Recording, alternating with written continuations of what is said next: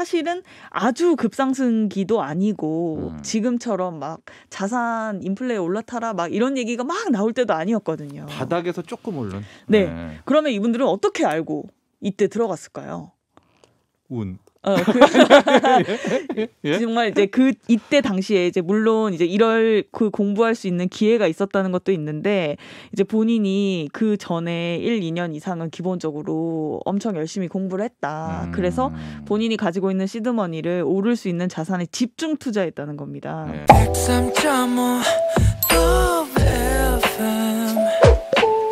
돈을 이해하는 시간 정철진의 목돈연구소.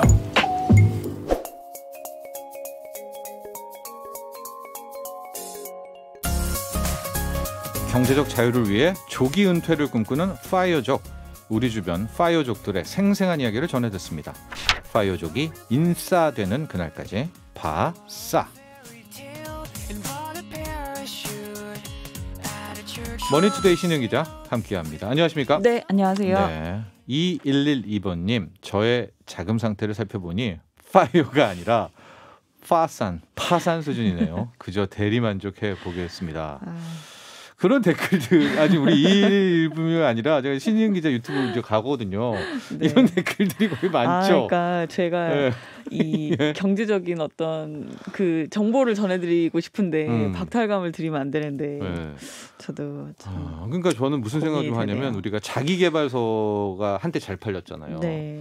그걸 왜 읽냐? 그대로 하려는 게 아니라. 네. 그 좀 약간 좀 읽으면서 뭐라고 좀 마음이 좀 웅장해지잖아요. 네네. 그리고 이제 끝이죠. 네, 끝이잖아요. 네, 그래서 항상 그 자기개발서를 쓴 분만 돈을 번다 이런 얘기가 맞습니다. 있는데 저희가 파싸도 실은 이제 여러분들도 했으면 하는 게 코너의 목적인데. 그럼요. 네. 그러니까 꼭 하지 않더라도 언제든지 할 수 있는 상태가 되는 게 좋은 거잖아요. 선택할 수 있는 게. 그렇죠. 네. 그래서 저희 목적은요, 여러분들 보면서 막 대리만족 이런 것도 좋지만 나도 할 수 있다 자신감, 네, 이거를 좀 더 키우는 그런 거에 목적도 있고요. 오늘은 어떤 이야기 나눠볼까요? 지난주에 개그맨 상현이님 대단했어요. 네. 그렇죠. 네. 뭐 가족들이랑 제주도 한 달 살이 하러 가신다고 하셨거든요. 그럼 현재 제주도네요, 우리 상현이님. 네. 그러니까 그동안 이제 제가 여러 파이어족들 소개해 드렸는데 오늘은 이제 그 질문이나 궁금증, 논란거리 이런 것들이 뭐 댓글도 그렇고 이제 여기 라디오 하면서도 많이 이제 말씀해 주시는데 그런 부분에 대해서 좀 얘기를 나눠볼까 합니다. 그렇죠. 소장님의 궁금증도 한번 들어보고요. 네. 그래서 제가 4가지 카테고리를 좀 나눠봤어요. 네. 첫 번째는 아주 기본적인 건데 이런 겁니다. 왜 파이어를 해야 되지? 네. 굳이? 저 옛날 사람 올드스쿨이고요. 저랑 제 친구들 만나면은 다들 그래요. 네. 어떻게 하면 60살 이상까지 일할 수 있지거든요. 네. 근데 요즘은 이게 왜 그런 거예요? 네. 이게 궁금해요. 진짜. 그러니까 요즘 사실 직장인들이 40대 중반에서 50세 되면 어차피 퇴사해야 된다 이런 인식들이 많거든요. 실제로 그러니까. 그렇죠. 네. 근데 이제 밀레니얼 세대는 그거보다 더 일찍 은퇴하고 싶다는 거잖아요. 조기 은퇴를. 네.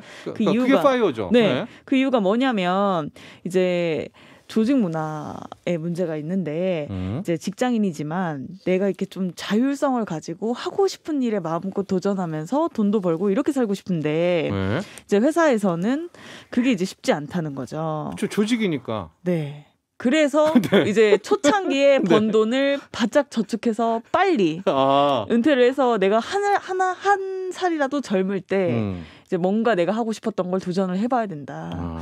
이렇게 생각한다는 거죠. 밀레니얼 세대는. 어쨌든 나만의 것. 네. 자율. 그러니까 내 거. 내가 결정하고 내가 선택해서 성과를 내는 거에 대한 어떤 욕구가 굉장히 강한 세대다. 지금 아마 90년대생은 더 할 거고요.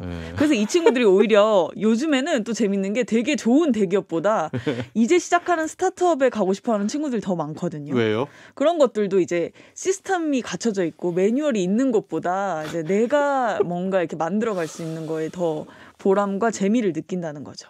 아니 그럼 조직은 뭐가 됩니까? 조직은 이분들한테 시드머니를 주고 가는 겁니까? 아니 네? 그러니까 사실 그 근로소득은 굉장히 소중한 거고요. 네. 그리고 이제 좋은 회사 들어가서 또 많은 걸 배울 수 있으니까 좋은데 이제 그러나 그게 이제 5년 10년 지났을 때 계속 이렇게 내가 배우고 성장하는 게 아닐 수 있잖아요.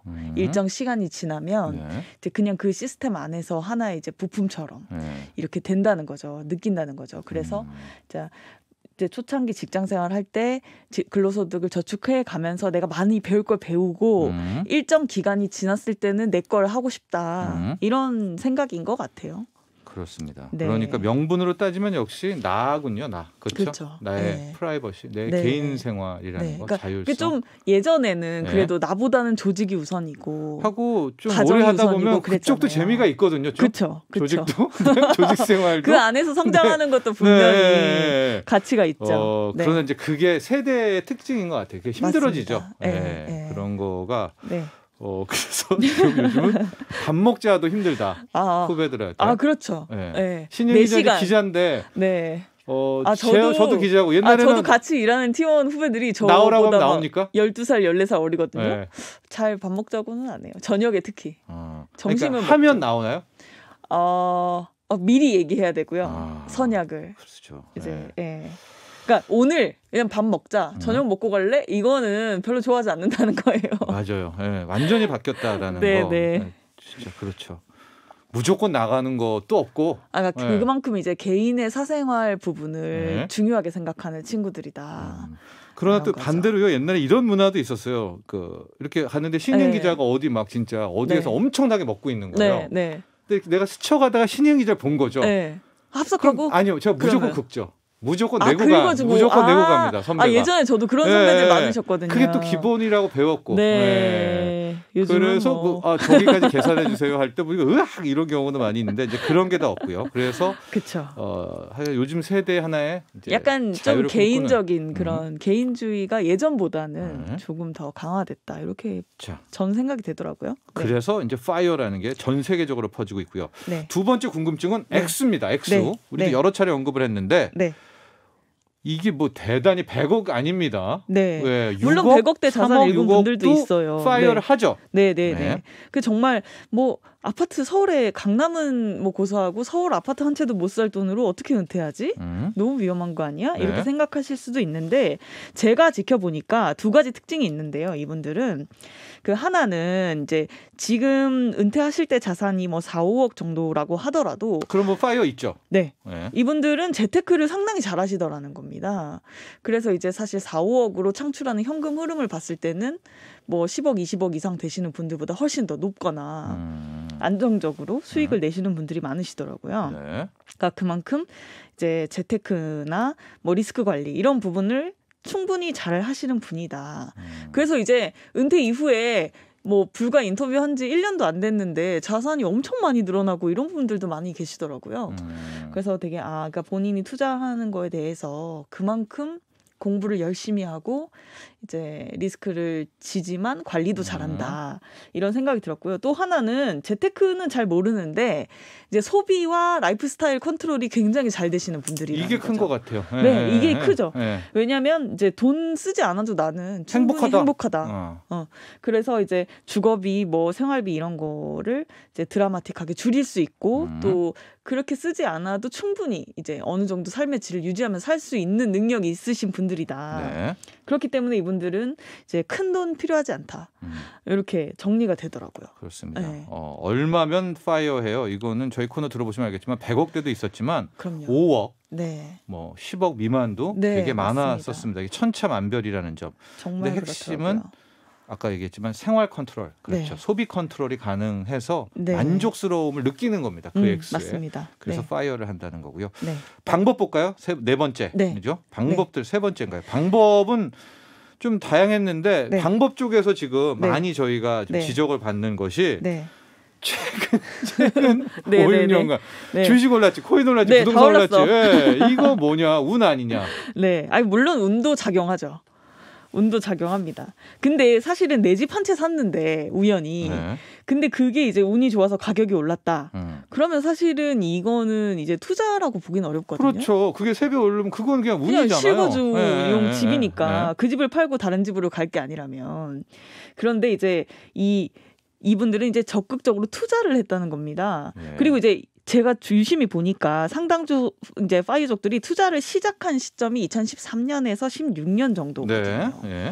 그러니까 사실은 아주 급상승기도 아니고 지금처럼 막 자산 인플레 올라타라 막 이런 얘기가 막 나올 때도 아니었거든요. 바닥에서 조금 오른. 네. 네. 그러면 이분들은 어떻게 알고 이때 들어갔을까요? 운. 예? 정말 이제 이때 당시에 이제 물론 이제 공부할 수 있는 기회가 있었다는 것도 있는데 이제 본인이 그 전에 1, 2년 이상은 기본적으로 엄청 열심히 공부를 했다. 그래서 본인이 가지고 있는 시드머니를 오를 수 있는 자산에 집중 투자했다는 겁니다. 네. 사실 너무 많이 분산했으면 그렇게 또 자산이 크게 늘어나진 않거든요. 그렇죠. 그래서 시장 사이클을 보고 그 길목을 지키는 투자를 할 수 있도록 노력했다, 공부했다라는 겁니다. 그러니까 사실 아까 말씀드렸듯이 실거주 집 한 채는 투자는 아니거든요. 근데 여러 개를 투자하고 또 오를 수 있는 자산에 투자했다는 거. 그리고 또 이제 어느 정도 올랐을 때 이제 현금화하고 그렇죠. 또 안전자산으로 갈아타고 수익형으로 갈아타고 하면서 이제 나름대로는 그 사이클에 맞게 적기에 대응을 굉장히 잘했다는 겁니다. 맞습니다. 네, 근데 그거를 하려면 이제 잘 알아야겠죠. 네. 네. 학습도 많이 한 게 사실이고요. 저희 코너에서 네. 또 이분들이 이렇게 차익 실현도 합니다. 네, 네. 하고 맞습니다. 네. 파이프라인이라고 하죠. 네. 목돈을 손에 쥐는 것보다는 네. 현금이 이제 네. 뭐 연금화 방식처럼 따박따박 들어오는 방법도 많이 네. 바꾸는 이런 것들이 현재 파이어족들의 대표적인 방법론이다 보시면 맞습니다. 되겠고요. 네. 마지막 궁금한 질문은 네. 이런 것들도 많아요. 네. 파이어를 했는데 네. 35세 파이어를 한 겁니다. 네.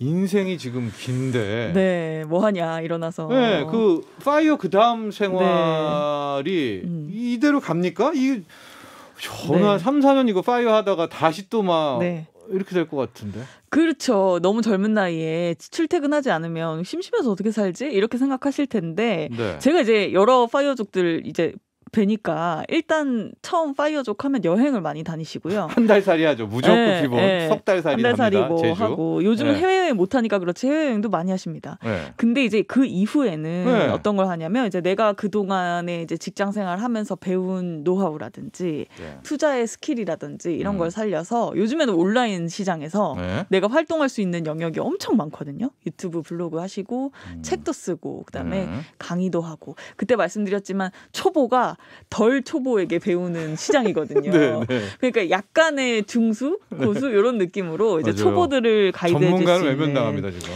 네, 네. 그런 이제 여러 활동을 하시기 때문에 또 스타트업에 또 멤버로 합류하기도 하고 여러 가지 활동을 하기 때문에 그 되게 신기한 건 퇴직 이후에 한 1년 정도 지나서 보면 근로소득보다 더 많이 버시는 분들이 적지 않다는 겁니다. 그러니까 파이어 이후가 실은 네. 새로운 인생 새로운 맞습니다. 노동의 출발이네요. 네. 네. 새로운 거에 도전하면서 또 소득이 창출된다는 거예요.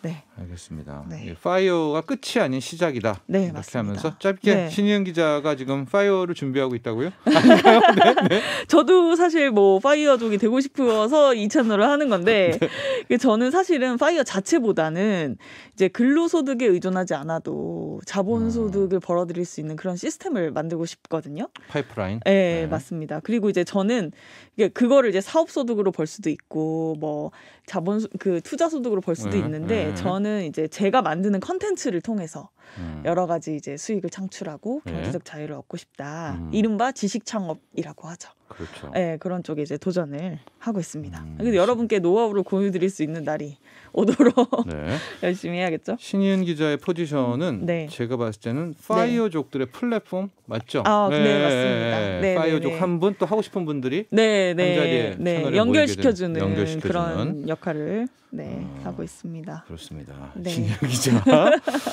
곧 파이어하게 될 때는 가장 먼저 목돈연구소에 알려준다고. 아, 네, 알겠습니다. 편집국장보다 먼저 저희한테 알려준다고 했습니다. 오늘 여기까지 하죠. 네, 감사합니다. 네, 머니스테이 신희은 기자였습니다.